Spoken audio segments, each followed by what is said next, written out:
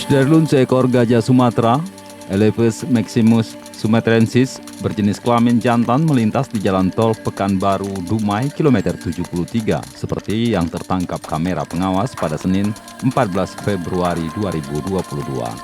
Kepala Bidang Teknis Balai Besar Konservasi Sumber Daya Alam Riau, M. Mahfud di Pekanbaru menjelaskan gajah jantan bernama Codet tersebut merupakan bagian konservasi kantong gajah di Balai Raja. Codet melintas dari arah Giam Siak Kecil menuju Balai Raja. Mahfud mengatakan Codet ini soliter, hidup sendiri dan tidak ada teman. Ia ke Giam Siak Kecil untuk mencari teman bermain dan betina untuk dikawini. Berdasarkan pantauan GPS Kolar, satwa ini sering bolak-balik ke Balai Raja ke Giam Siak Kecil dan menghabiskan waktu di sana selama 3 bulan.